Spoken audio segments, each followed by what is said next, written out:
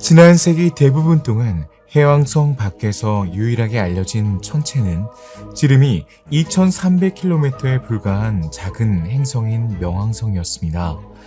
태양계의 가장자리에 이상하게 위치한 신비로운 외관을 가진 명왕성은 2006년까지만 해도 그 자체로 행성으로 간주되었지만 행성으로서의 뒤를 잃고 외소행성의 범주에 속하게 되었습니다. 여행자 여러분, 오늘 우리는 해왕성 너머의 가장 놀라운 신비를 발견하기 위해 태양계 바깥쪽을 탐험할 것입니다. 새로운 모험을 떠나기 전에 영상을 좋아요해주고 채널을 구독해서 아무것도 놓치지 말아주길 바랍니다. 감사합니다. 즐거운 여행 되시길 바랍니다.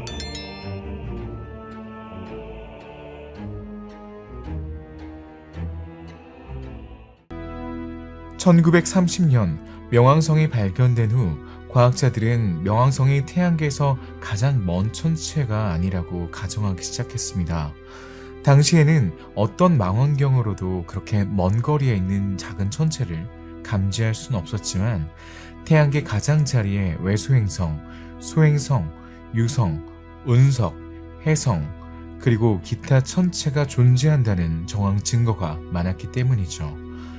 일부 과학자들은 저 먼 어둠 속에 무엇이 숨어 있는지에 대해 나름대로 생각을 가지고 있었습니다. 이러한 이론의 대부분은 해성의 움직임에 근거한 것이었습니다.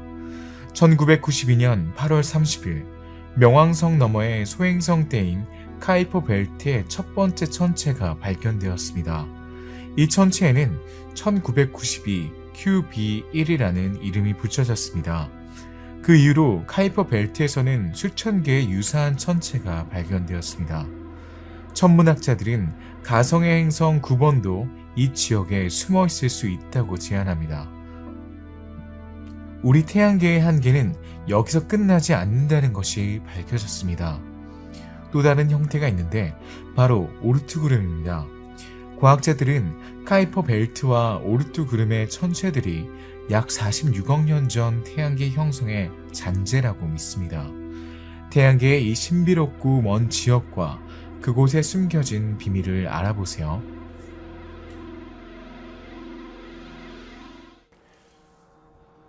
(20세기) 이후 천문학자들은 태양계 내부에 대한 연구를 멈추지 않았지만 오늘날까지도 태양계 주변부에 무엇이 있는지 정확하게 알려지지 않았습니다. 이 신비로운 지역은 과학자들에게 놀라운 발견의 원천이 되어 왔으며 최근 수십 년 동안 수많은 우주물체가 그곳에서 발견되었습니다. 우주 탐사 기술이 발전함에 따라 천문학자들은 해왕성 횡단 천체를 발견하기 시작했습니다. 과학자들은 해왕성 너머를 바라보며 이전에는 알려지지 않았던 이 영역에서 태양계의 수많은 천체를 발견할 수 있었습니다. 해왕성 횡단 천체는 45억 킬로미터 이상의 거리에서 우리 별 궤도를 도는 것으로 밝혀졌습니다. 이 천체들은 카이퍼 벨트를 형성하고 더 멀리 떨어진 곳에서는 오르트 구름을 형성합니다.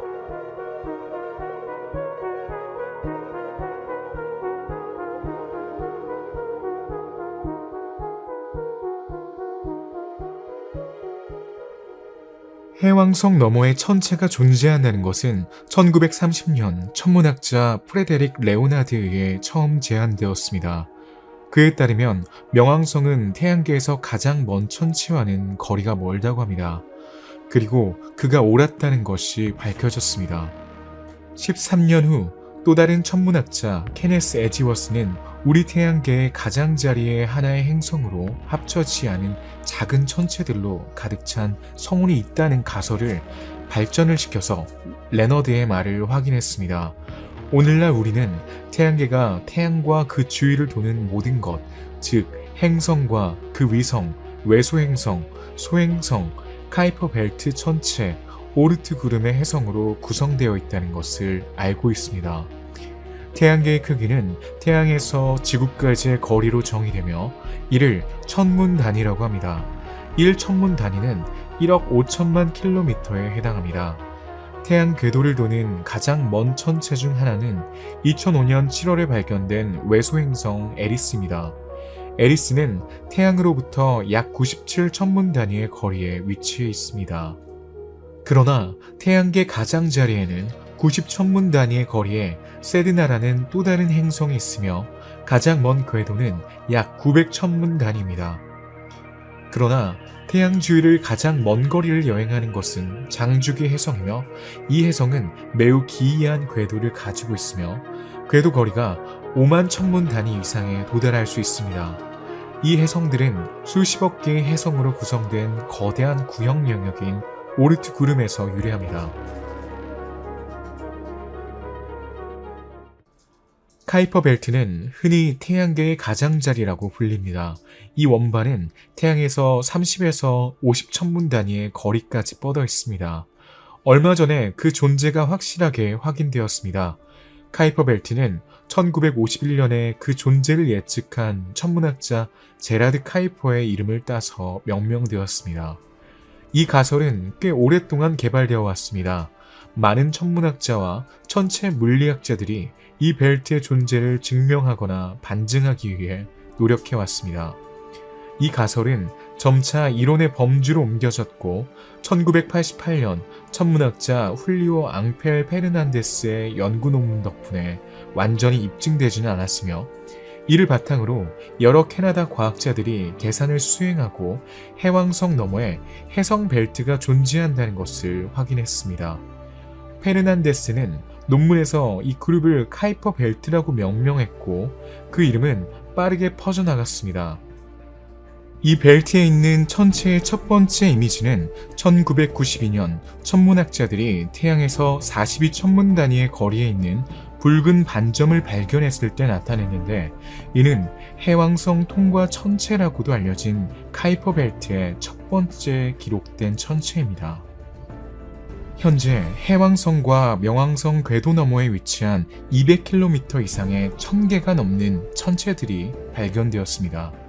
현대의 추정에 따르면 카이퍼 벨트에는 직경 100km 이상의 천체가 최대 35,000개에 달하며 전문가들에 따르면 총 천체 수는 수십억 개에 달할 것으로 추정됩니다.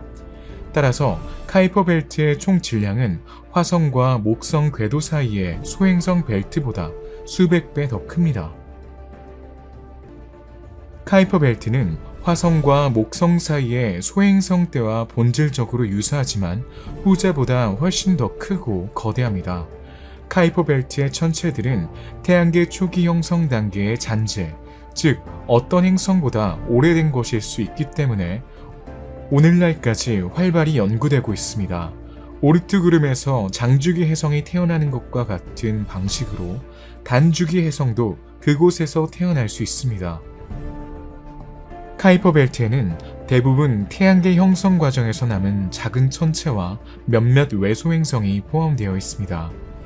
대부분의 카이퍼 벨트 천체는 작은 유기물 불순물이 포함된 얼음, 즉 해성 물질에 가까운 물질로 구성되어 있다고 가정합니다. 카이퍼 벨트의 일반적인 해성 핵 외에도 표면이 선명한 붉은색을 띠는 천체가 발견되었습니다. 붉은색은 탄소와 산소, 유기화합물을 포함하는 분자가 존재한다는 신호로 간주됩니다. 해성이 생명체의 기원을 위한 원료를 지구로 가져왔을까요? 과학자들은 카이퍼 벨트가 영원하지 않다고 믿습니다. 카이퍼 벨트는 끊임없이 충돌하여 먼지로 변하는 많은 물체로 구성되어 있습니다. 수억 년이 지나면 카이퍼 벨트는 먼 추억이 될 것입니다.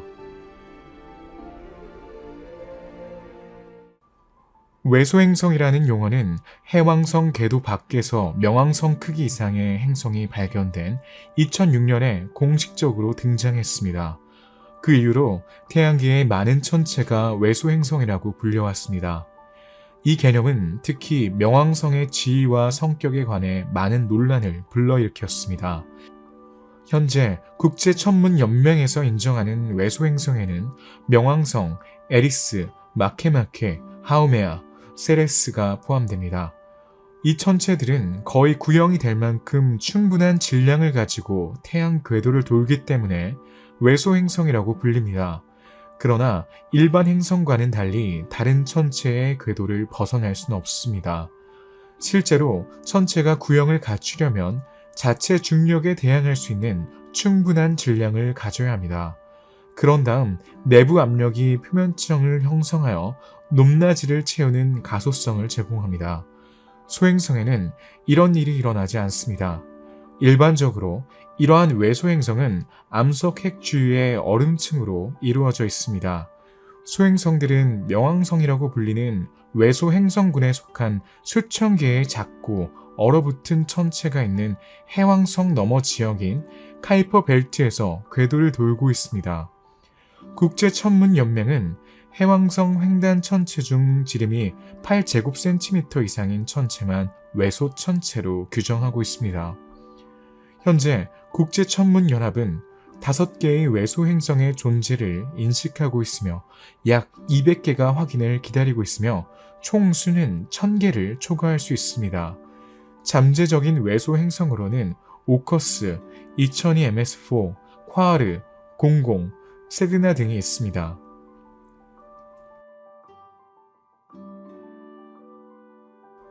명왕성은 에리스에 이어 태양계에서 두 번째로 큰 외소행성입니다. 원래 태양계의 9번째 행성으로 분류되었지만 현재는 카이퍼 벨트의 외소행성으로 간주됩니다.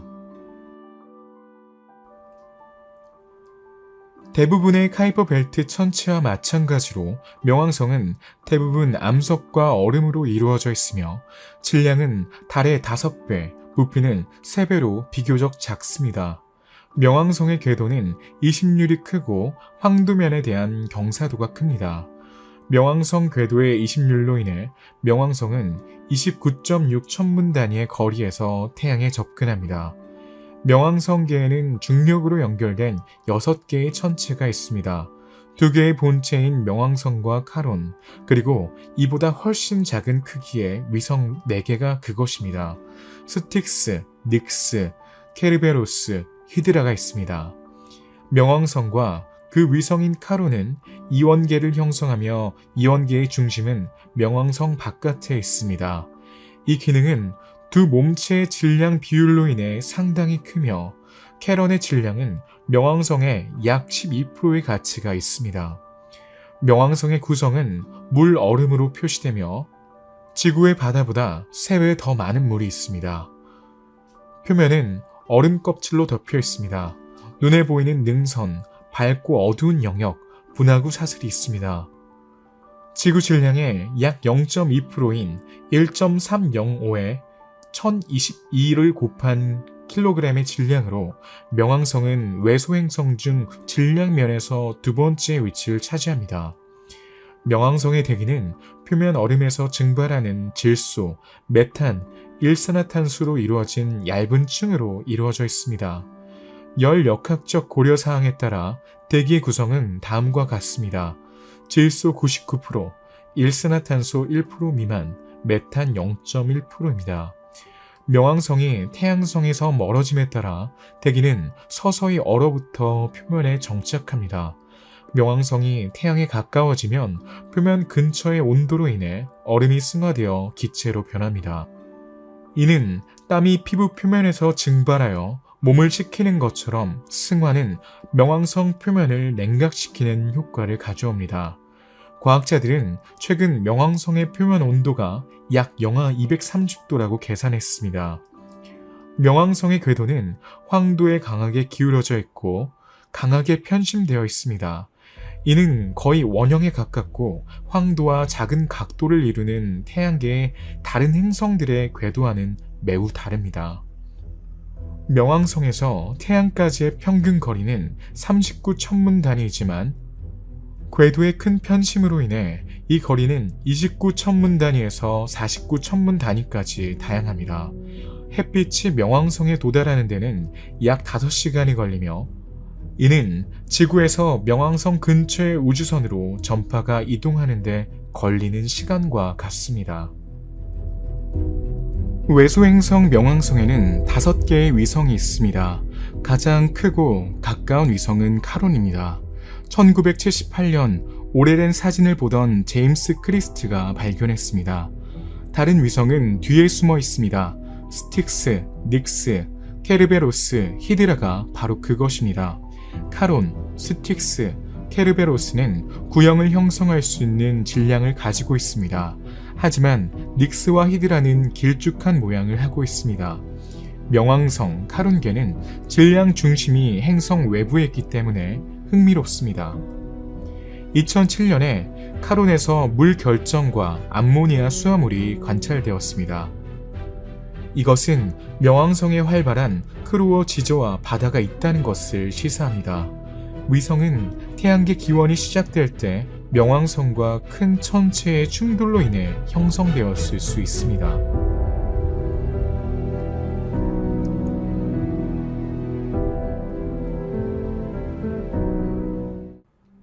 20세기 초 과학자들은 천왕성의 운동에 여전히 남아있는 불규칙한 현상에 대한 원인으로 현재 9번 행성이라고 불리는 행성 X를 찾고 있었습니다.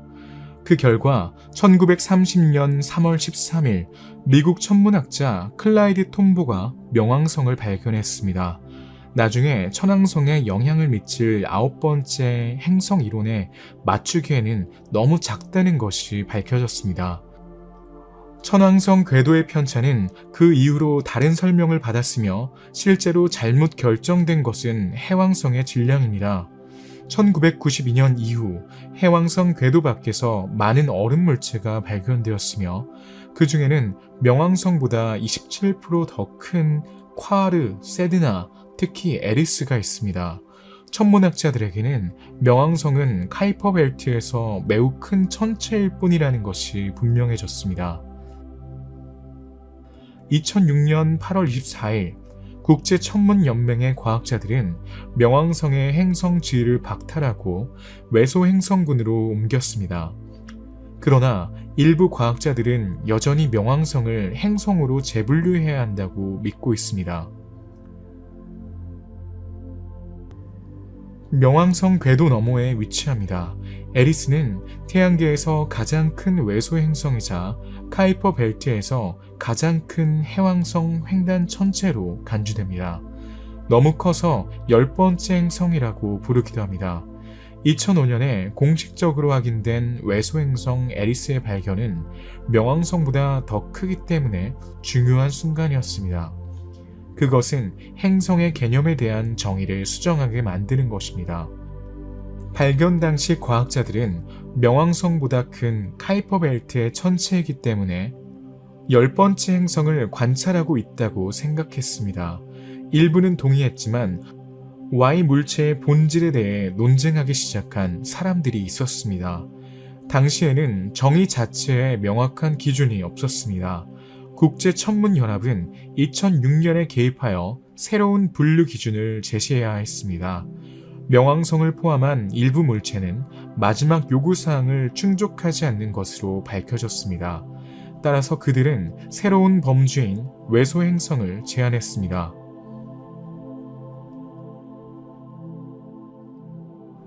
에리스의 지름은 약 2400km로 명왕성 지름보다 6% 더 큽니다.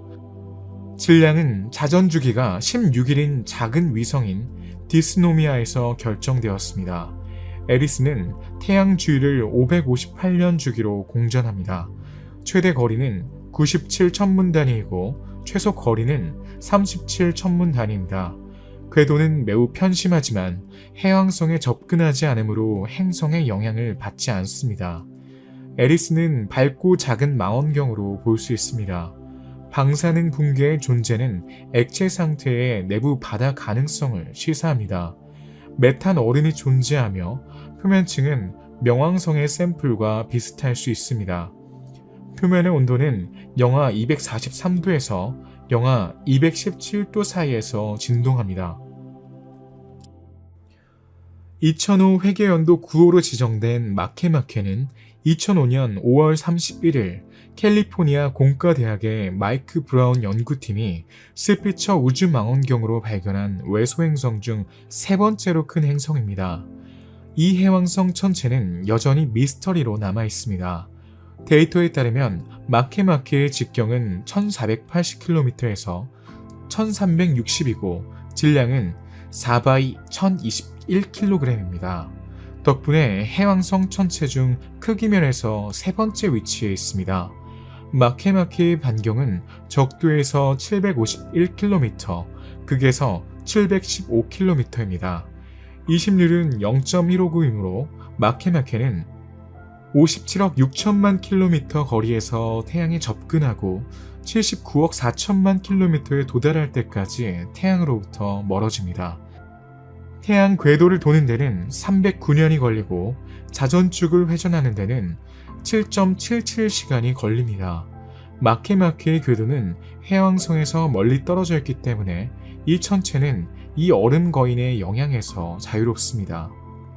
1.4에서 3.2g 세제곱 센티미터의 평균 밀도는 천체에 돌 코어와 얼음 껍질이 포함되어 있음을 나타냅니다. 얼음은 얼어붙은 메탄과 에탄으로 표시됩니다. 허셜 망원경과 갈릴레오 망원경은 표층이 매우 밝다는 것을 보여주었습니다. 외소행성 마케마케의 색은 붉은색으로 보이며 이는 얼음층의 높은 수준의 톨린을 가지고 있음을 의미합니다. 또한 그것은 주목할 만한 대기가 없지만 메탄은 과도기적 대기를 보장할 수 있습니다. 실제로 외소행성이 태양에 접근하면 질소 및 기타 얼음의 승어가 발생하여 얇은 대기층을 형성합니다. 이것은 질소 고갈을 설명할 수 있습니다. 하우메아는 길이는 물론이고 밀도와 알베도가 다른 행성과 다릅니다. 하우메아는 구형이 아니라 타원체 모양을 하고 있습니다. 2003 EL6로 처음 명명된 하우메아는 마케마케와 거의 같은 크기로 카이퍼 벨트에서 가장 잘 알려진 해왕성 천체 중 하나입니다. 이 외소 행성의 매개 변수, 밀도, 질량을 결정하는 것은 매우 어렵습니다. 밝고 큰 물체이기 때문에 알베도를 계산할 수 있지만 빠른 회전으로 인해 정확한 크기를 계산하기는 어렵습니다. 반사율이 높기 때문에 명왕성과 마케마케에 이어 카이퍼 벨트에서 세 번째로 밝은 천체입니다. 질량은 명왕성 질량의 32%에 불과하지만 강력한 아마추어 망원경으로 볼 수 있을 정도로 매우 밝습니다. 추정치에 따르면 직경 1632km, 질량은 4바이 1021kg이며 하우메아의 질량은 정수평형, 즉 구 모양을 갖기에 충분합니다. 그 모양의 신장은 빠른 회전으로 인해 만들어집니다. 태양과 하우메아 사이의 최소 거리는 52억 킬로미터이고 최대 거리는 77억 킬로미터입니다. 284도의 궤도 경사로 284일 만에 한 번의 공전을 완료하고 3시간과 9시간 만에 한 번의 공전을 합니다. 밀도는 2.6에서 3.3g의 세제곱 센티미터이며 우리 달과 수령합니다. 이 경우 하우메아는 감남석, 황철광과 같은 규산형 광물로 구성될 수 있습니다. 과거에는 멘틀이 훨씬 더 두꺼웠지만 수많은 충격으로 인해 닳아 없어졌을 가능성이 있습니다. 이 얼굴 중 하나에서 크고 진한 빨간색 영역이 발견되었습니다. 이것은 광물과 유기화합물의 흔적을 남긴 고대 충돌의 흉터일 수 있습니다. 해왕성 횡단 천체는 해왕성보다 큰 궤도에서 태양을 공전하는 천체입니다. 모두 카이퍼 벨트에 있습니다. 명왕성은 1930년 이 벨트에서 최초로 발견된 천체입니다. 2012년에 태양계의 해왕성 천체는 이미 1400천체, 2021년에는 약 3000천체를 계산했습니다. 그들 중 가장 큰 9개의 직경은 800km를 초과합니다. 이들은 외소행성 명왕성, 에리스, 메이크메이크, 하우메어와 아직 외소행성의 공식 지위를 갖지 않은 세드나, 콰르, 오르쿠스, 살라시, 바루나, 익시온 천체입니다. 일반적으로 카이퍼 벨트의 천체는 세 가지 범주로 나뉩니다. 첫째, 행성의 움직임과 무관하게 약간의 기울기가 있는 대략적인 원형 궤도를 가진 고전적인 천체들입니다. 명왕성, 에리스, 하우메아, 마케마케 등 가장 유명한 외소 행성들이 주로 여기에 속합니다. 그런 다음 해왕성과 궤도 공명을 형성하는 공명천체입니다. 2대3 공명천체를 플루티노라고 하는데 가장 밝은 대표 천체인 명왕성의 이름을 딴 것으로 해왕성이 태양 주위를 2번 공전하는 반면 플루티노는 3번 공전한다는 의미입니다. 그 중에는 오커스와 익시온이 있습니다. 마지막으로 궤도 편심이 크고 아펠리온에서 태양으로부터 수백 천문 단위가 될 수 있는 흩어져 있는 천체입니다.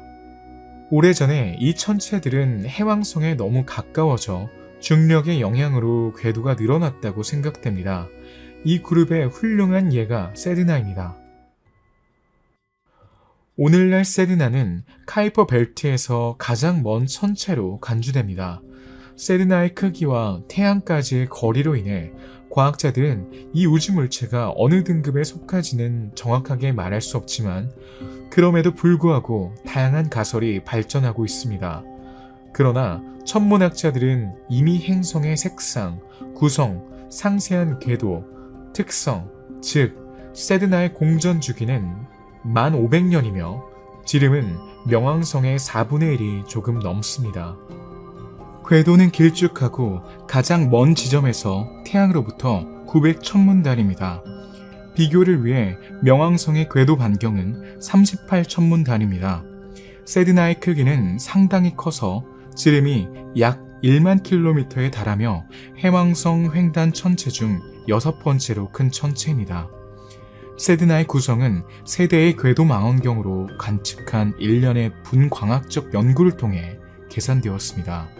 다른 해왕성 횡단 행성, 해성, 가스 거대 위성의 구성과 유사하며 물 얼음의 흔적과 얼어붙은 유기물질의 얼음이 발견되었습니다.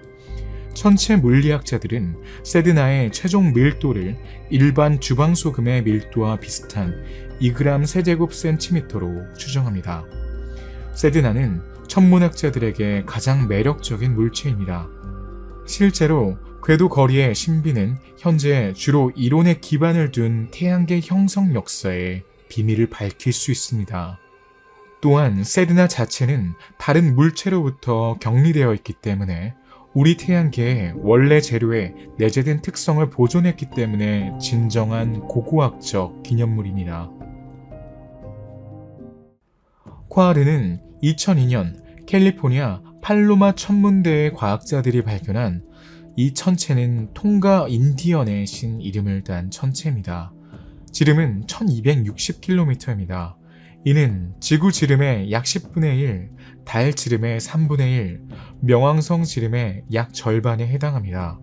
콰르는 태양으로부터 42천문 단위로 공전하며 공전 주기는 288년입니다. 궤도는 거의 원형에 가깝고 적당히 기울어져 있으며 황도와의 각도는 약 8도입니다. 콰르는 고전적인 해왕성 천체로 분류됩니다. 그러나 궤도는 일반적으로 더 편심하고 경사진 궤도를 따르는 대형 고전 천체에서는 드문 경우입니다. 오르크스는 아직 국제천문연맹에서 공식적으로 외소행성으로 분류되진 않았지만 많은 천문학자들은 오르쿠스가 모든 요건을 충족하며 앞으로 그렇게 될 것이라는 데 동의합니다. 2004년에 발견된 오르쿠스는 지름이 약 958km에 달하는 해왕성 횡단 대형 천체로 밝혀졌습니다. 또한 오르쿠스는 약 21%에서 25%의 알베도를 가지고 있는 것으로 보이는데 이는 직경 1000km 이상의 해왕성 횡단 천체에서 흔히 볼 수 있는 수치입니다.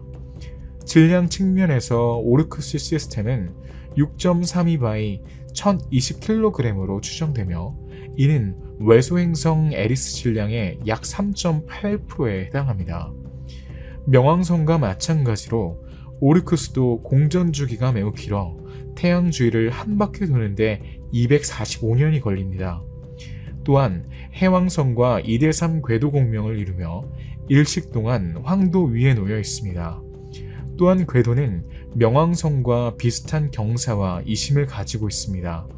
천왕성은 태양과 30천문 단위의 거리인 근일점, 48천문 단위의 거리인 원일점에서 공전합니다. 그러나 명왕성과 오커스는 방향이 다릅니다. 명왕성이 근지점에 있을 때 오르쿠스는 정점에 있으며 오르쿠스 궤도의 정점은 명왕성의 궤도와 거의 반대 방향을 가리킵니다. 이것이 오르쿠스가 종종 안티 명왕성이라고 불리는 이유입니다. 살라시아는 카이퍼 벨트에 위치한 해왕성 횡단 천체로 별도의 천체로 분류됩니다. 명왕성 궤도의 준주축보다 약간 큰 평균 거리에서 길쭉한 궤도로 태양을 공전합니다. 2004년 9월 22일 발견 당시 천문학자 마이클 브라운은 살라시아가 외소 행성일 가능성이 가장 높다고 계산했습니다. 그러나 많은 천문학자들은 살라시아와 같은 직경 400에서 1000km, 알베도 0.2 미만, 밀도 1.2g 세제곱 센티미터 이하의 천체는 외소 행성이 아닐 가능성이 높다고 주장하고 있습니다. 대부분의 천문학자들은 바루나가 지구 지름의 약 15분의 1, 달 지름의 4분의 1, 명왕성 지름의 3분의 1 크기의 지름의 약 900km의 럭비공 모양을 하고 있다고 믿습니다. 바루나는 태양으로부터 약 43천문 단위로 공전하는 거의 원형 궤도를 돌며 283년에 한 번씩 공전을 합니다. 공전축을 한 바퀴 도는 데는 약 3시간이 걸립니다. 바르나와 명왕성의 공전 궤도는 경사가 같고 방향도 동일합니다. 바르나는 해왕성으로부터 큰 협동을 받지 않습니다. 이 해왕성 통과 천체는 천문학자들이 공식적으로 분류하진 않았지만 외소행성일 가능성이 매우 높습니다. 2001년 5월 22일에 발견되었으며 그리스 신화에 나오는 인물인 익시온의 이름을 따서 명명되었습니다. 익시온은 가장 큰 플로티너 중 하나입니다. 명왕성과 마찬가지로 익시온은 해왕성과 2대3 궤도 공명 상태에 있습니다. 최신 분광학 결과에 따르면 익시온의 표면은 검은 탄소와 톨린의 혼합물로 구성되어 있으며 다소 질소성, 젓갈색, 때로는 자줏빛을 띠고 구조가 잘 알려지지 않은 유기물질입니다. 카이퍼 벨트는 해왕성 궤도를 약간 넘어 태양에서 약 30천문 단위로 시작하여 태양에서 약 50천문 단위로 끝납니다. 하지만 카이퍼 벨트에는 한 가지 큰 미스터리가 있습니다. 50천문 단위에 도달하면 벨트가 멈춥니다. 갑자기 끝나는데 천문학자들은 이를 카이퍼 절벽이라고 부릅니다. 그렇다면 왜 이렇게 갑작스러운 환경 변화가 일어날까요? 이 수수께끼는 여러 가설로 풀 수 있습니다. 벨트는 계속되지만 물체가 너무 작아져서 우리가 볼 수 없을 수도 있습니다. 그러나 이 아이디어는 태양계 형성에 대해 우리가 알고 있는 것과는 맞지 않습니다. 대신 외행성 궤도의 복잡한 상호작용으로 인해 이 거리에서 물체가 다시 자라나기 시작할 것으로 예상됩니다. 더 흥미로운 아이디어는 아직 알려지지 않은 행성의 중력에 의해 물체가 끌렸을 수 있다는 것입니다. 태양계에서 9번째 행성이 될 이 행성은 지구나 화성 크기일 수 있습니다. 태양으로부터 매우 먼 거리에 행성 9이 존재할 가능성이 있다는 것은 우리 태양계의 행성 수에 대한 의문을 다시 불러일으킵니다. 다른 행성이 우리 별에서 먼 거리에 위치하여 주변 물체에 대한 석동이 아직 발견되지 않았을 가능성이 큽니다.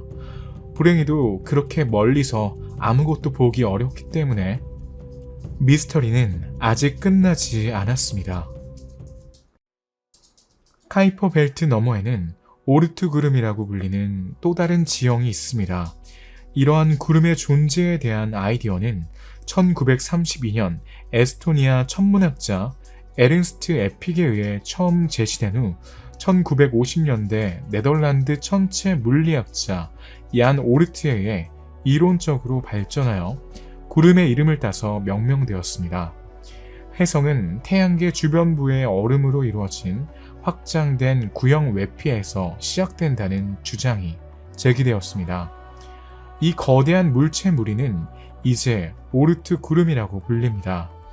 이 구름은 반경이 5천에서 10만 천문 단위의 구형으로 확장됩니다. 오르트 구름은 태양과 헬리오파우즈의 사이의 중간에 위치한 가상의 영역입니다. 천문학자들은 오르트 구름의 존재가 일부 혜성의 공전 주기가 매우 긴 이유를 설명해 준다고 믿습니다. 오르트 구름에는 먼지와 얼음 조각이 수천 년 동안 남아있을 수 있습니다.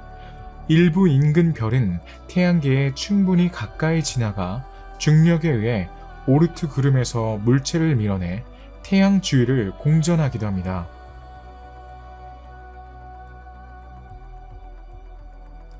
오르트 구름은 태양계에서 가장 큰 미스터리입니다. 우주의 가상의 영역으로 한 번도 관측된 적이 없습니다. 카이퍼 벨트와 달리 우리는 큰 해왕성 천체를 관측할 수 있고 그것이 어디에 있는지 알고 있지만 오르트 구름은 매우 수수께끼입니다. 오르트 구름은 태양으로부터 5만 천문 단위 이상, 즉 가장 가까운 항성 이웃인 프록시마 켄타우리까지 약 25% 정도 떨어져 있는 것으로 추정됩니다. 따라서 오르트 구름은 매우 멀리 떨어져 있습니다.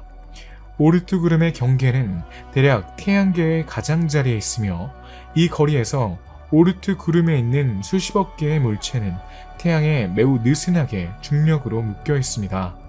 따라서 근처에 있는 다른 별들의 통과에 큰 영향을 받을 수 있습니다. 오르트 구름의 파괴로 인해 얼음 천체가 주기적으로 안쪽으로 떨어지면서 장주기 혜성이 생성될 수 있다고 생각됩니다. 실제로 천문학자들이 오르트 구름이 존재한다고 믿는 유일한 이유는 바로 이 구름이 황도 바깥 지역에서 나오는 매우 기이한 궤도를 가진 장주기 얼음 혜성의 원천이기 때문입니다. 이것은 또한 구름이 태양계를 둘러싸고 있으며 황도 주변의 띠에 국한되지 않음을 시사합니다. 따라서 오르트 구름은 저 밖에 있는 것처럼 보이지만 직접 관측할 수는 없습니다. 너무 멀리 떨어져 있고 빛이 거의 없기 때문에 우리는 그것을 볼 수 있는 기술이 없습니다. 즉, 현재로서는 오르트 구름이 존재하는지, 존재한다면 얼마나 큰지 증명할 방법이 없습니다. 이것은 우리 태양계에서 가장 먼 지역에서 가장 큰 미스터리입니다. 1950년 네덜란드의 우주론자 얀 오르트는 당시 알려진 혜성의 궤도 분포를 분석한 결과 장주기 혜성은 태양계 가장자리에서 2만에서 20만 천문 단위 떨어진 지역에서 기원한다고 제안했습니다. 1950년에 오르트는 이 천체들이 가상의 행성이 폭발한 결과라고 가정했지만 1951년에 이르러 그의 가설은 현대의 결론에 더 가깝게 바뀌었습니다. 아마도 이 구름은 고밀도 가스로 이루어진 원시 행성 원반에서 형성된 것으로 태양계 형성 초기에 아직 아주 어린 태양 근처에 나타났을 가능성이 높습니다. 따라서 이 구름은 현재 45억 년 이상 되었을 수 있습니다. 사실 오르트 구름은 카이퍼 벨트의 연속입니다. 이 물체들은 태양에 더 가까이 합쳐질 수도 있었지만 가스 거인과의 중력으로 인해 매우 먼 거리로 방출되었습니다. 실제로 거대 행성의 진화 과정에서 충분히 큰 질량에 도달하면 중력 교란이 발생하여 너무 강해져 궤도의 가장 가까운 영역에서 행성 모형을 대량으로 방출하기 시작합니다. 수백만 개의 얼음 덩어리로 이루어진 이 구름을 나중에 오르트 구름이라고 불렀습니다. 혜성이 발견되고 태양에 접근하는 별이나 거대한 가스먼지 구름에 영향을 받아 궤도를 변경하여 태양계 내부 지역으로 떨어지는 거대한 저수지입니다. 나사 과학자들의 연구에 따르면 이러한 천체의 엄청난 부피는 태양과 이웃 별 사이의 교환의 결과라고 합니다. 컴퓨터 모델에 따르면 은하와 항성의 조수가 혜성의 궤도를 수정하여 더 원형으로 만듭니다. 이것이 오르트 구름이 구 모양을 띠는 이유일 수 있습니다. 시뮬레이션은 또한 외부 구름의 생성이 태양이 200에서 400개의 별들로 이루어진 성단에서 나타났다는 생각과 일치한다는 것을 확인했습니다.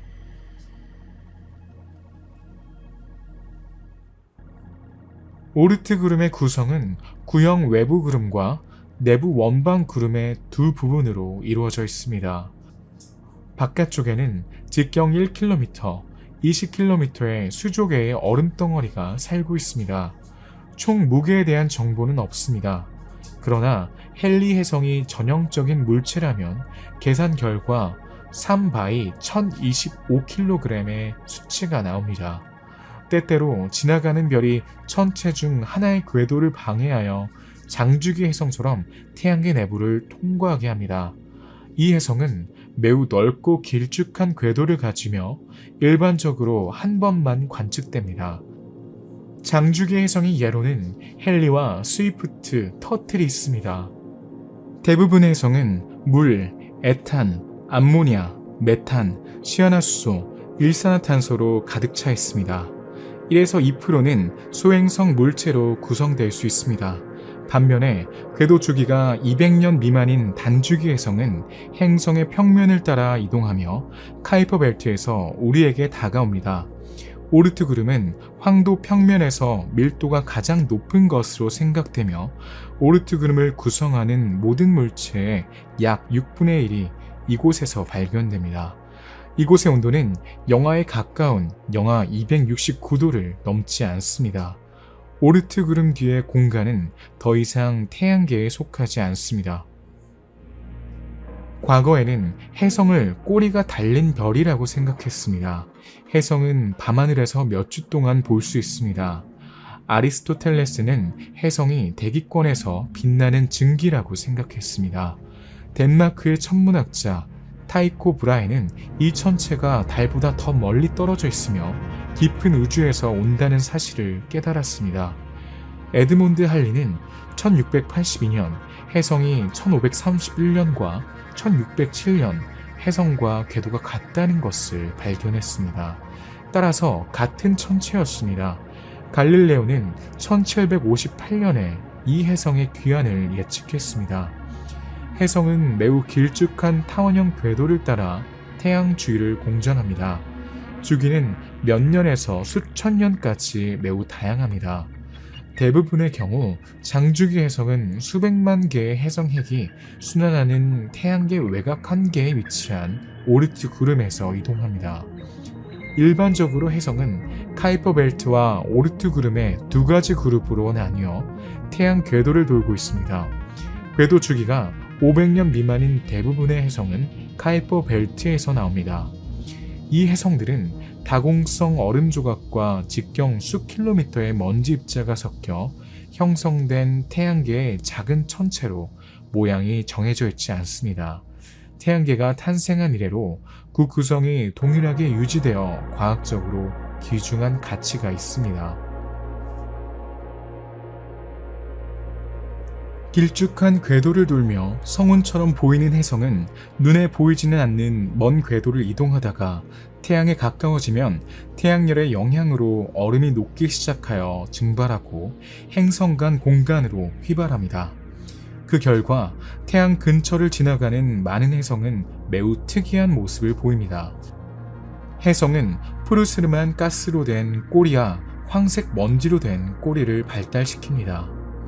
꼬리는 매우 얇아도 장관을 이룰 수 있습니다. 먼지는 궤도를 따라 퍼집니다. 해성이 지구 대기권에 진입하면 이를 유성이라고 합니다.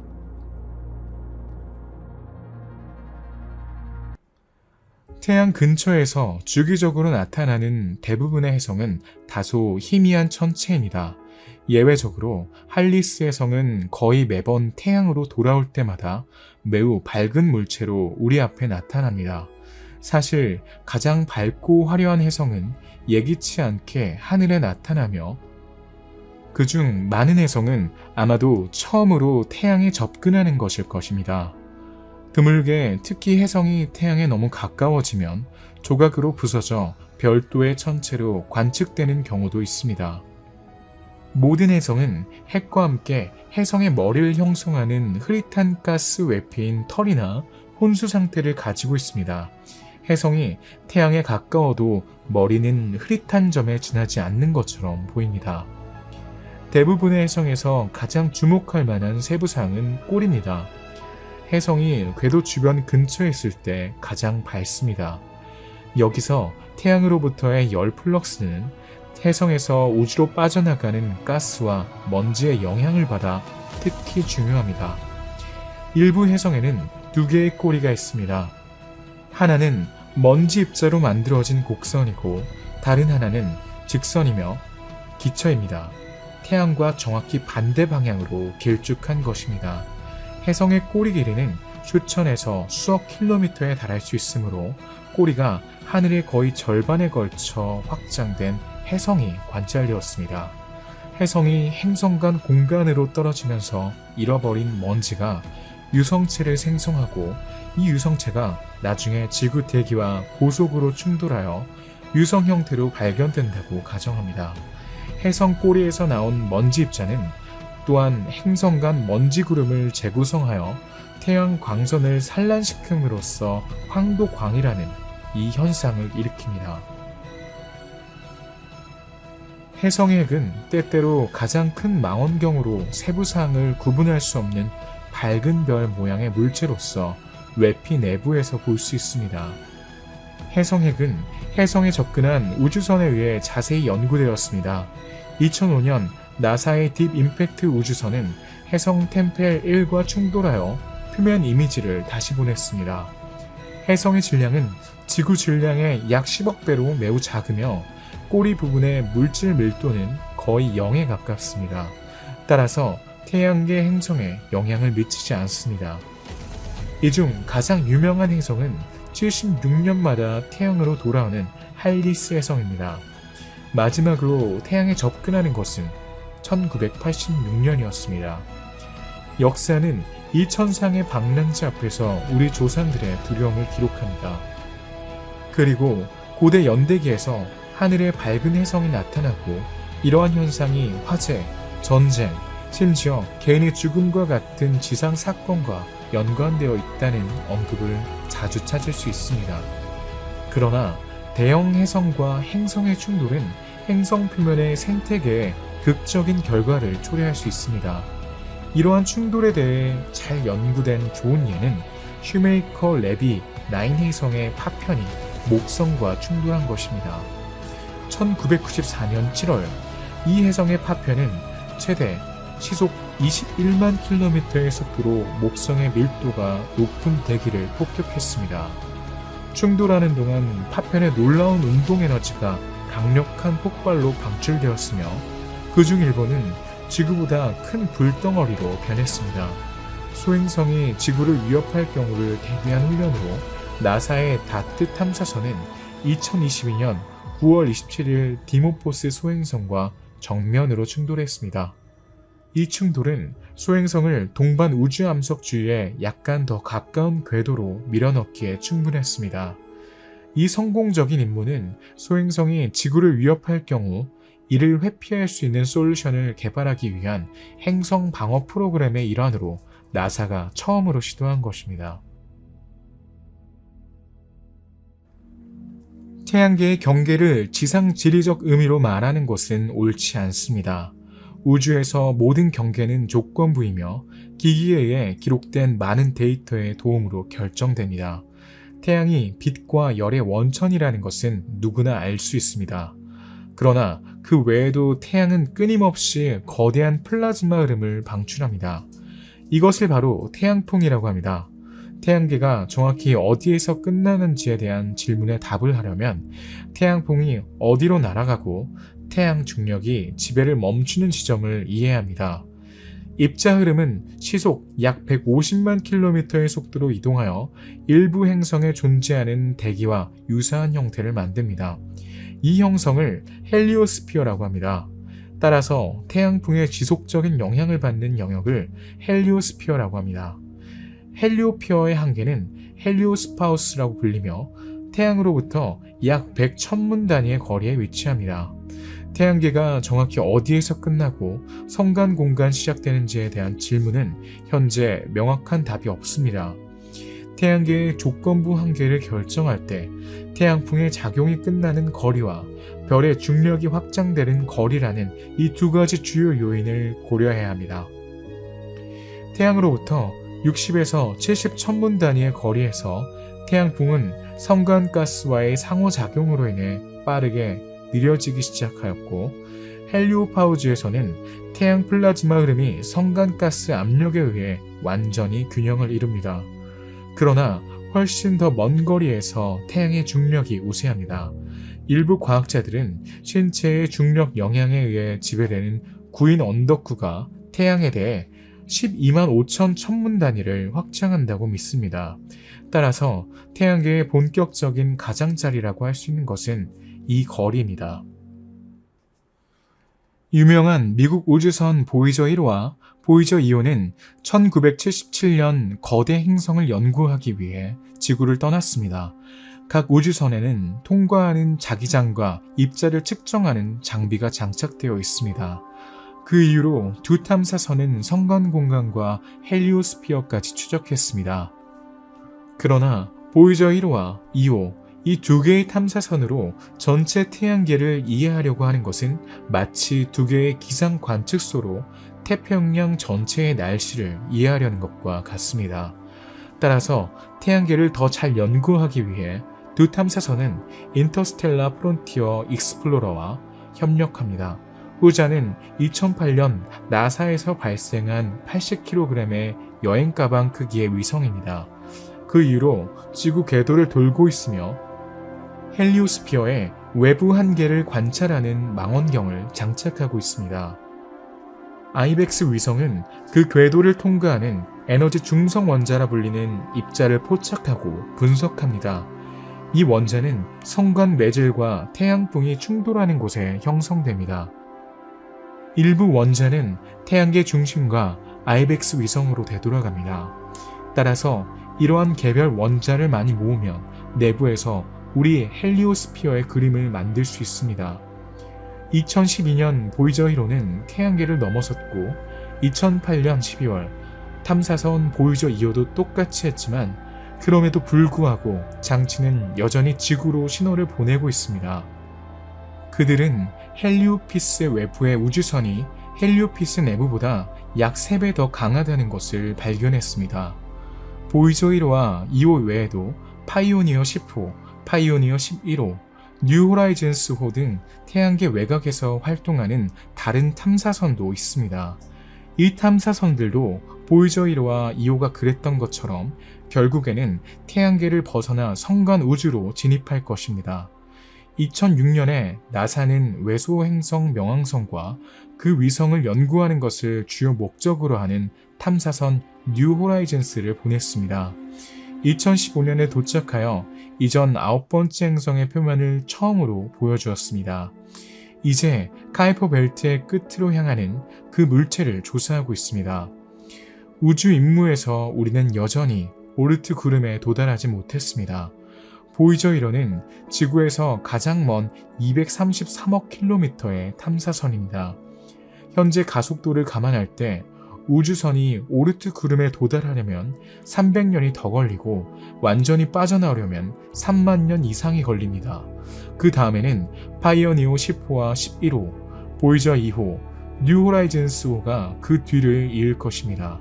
그러나 탐사선에 남아있는 에너지가 거의 없기 때문에 탐사선에 도달하면 데이터를 전송할 수 없습니다. 따라서 연구의 가장 큰 어려움은 엄청난 거리입니다. Y-프로브가 도달하는 시간에는 수세기가 지났을 것입니다. 현재로서 들어오는 해석만 볼 수 있습니다. 흥미로운 사실은 수만 년 후에 탐사선이 다른 별을 만날 것이라는 것입니다. 예를 들어 탐사선 보이저 1과 파이오니어 11은 프록시마 켄타우리 별을 만들고 파이오니어 10과 보이저 2는 작은 적색 외성 로스 248을 만나게 될 것입니다. 2025년에는 나사는 성간 매핑과 가속 탐사선 아이맵을 발사할 예정입니다.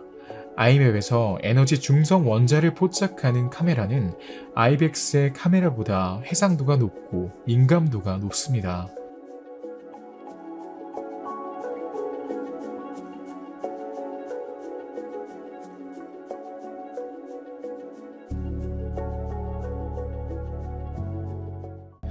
태양계의 한계를 정의할 때 그 한계로 간주할 수 있는 것이 무엇인지 표시할 필요가 있습니다. 현재까지 세 가지 가설이 고려됩니다. 첫 번째 가설에 따르면 태양계의 반경은 해왕성인 가장 먼 행성의 정점이 끝날 때까지 고려됩니다.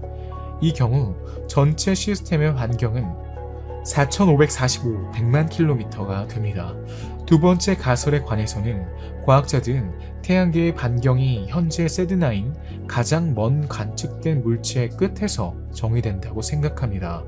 이 경우 전체 시스템의 반경은 143.735km가 됩니다. 계산을 단순화하고 태양계의 크기를 이해하려면 킬로미터가 아닌 천문 단위로 측정해야 합니다. 이 경우 세드나 궤도의 반경은 955 천문 단위입니다. 마지막으로 세 번째 가설에 따르면 태양계의 반경은 헬리오스피어 가장자리까지 고려됩니다. 이 경우 전체 시스템의 반경은 90 천문 단위가 됩니다.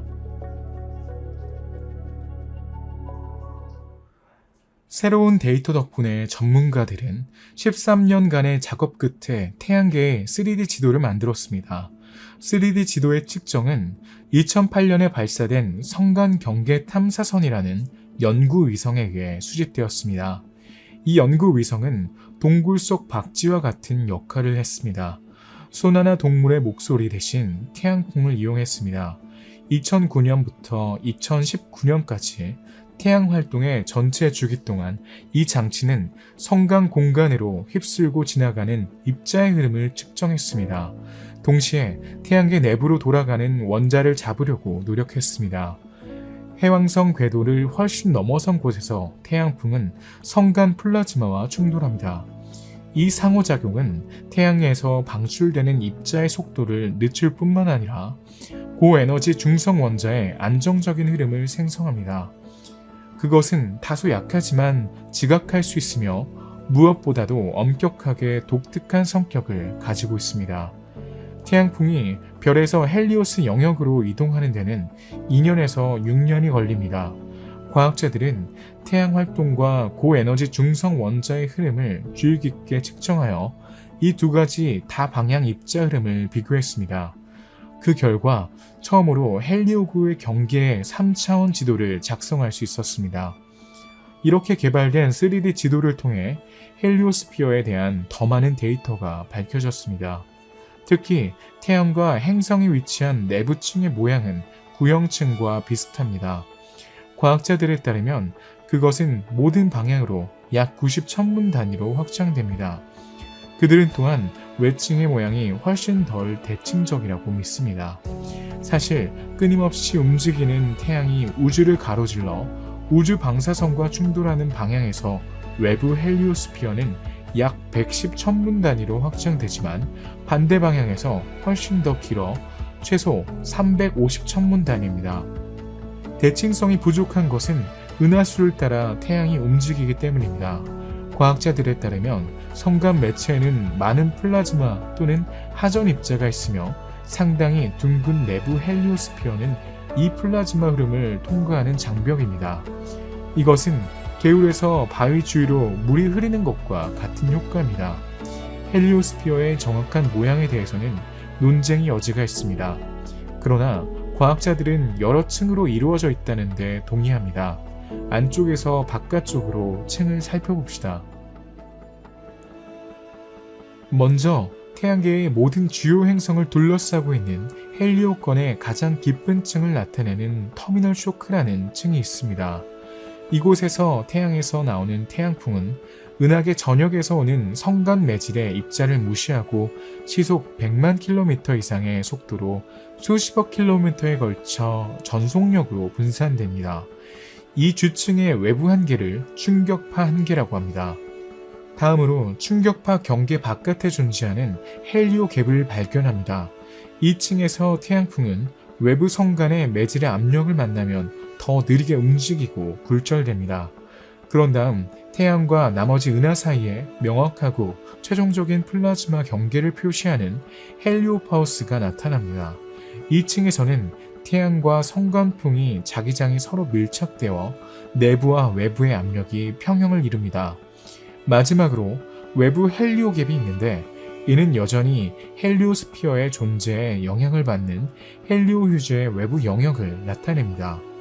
헬리오스피어에 대해 더 자세히 알아보기 위해 나사는 2025년에 성간 매핑 가속도 탐사선이라는 새로운 임무를 시작할 계획입니다. 과학자들은 이를 통해 태양풍과 우주선이 태양계 가장자리에서 어떻게 상호작용하는지 더 잘 이해할 수 있을 것으로 기대하고 있습니다. 우리 태양은 우주의 수십억 개의 다른 별과 마찬가지로 별이라고 정의할 수 있으며 그중 일부는 천구를 가지고 있습니다. 우리 태양의 헬리오스피어는 우리가 실제로 존재하며 면밀히 연구할 수 있는 유일한 천체권입니다.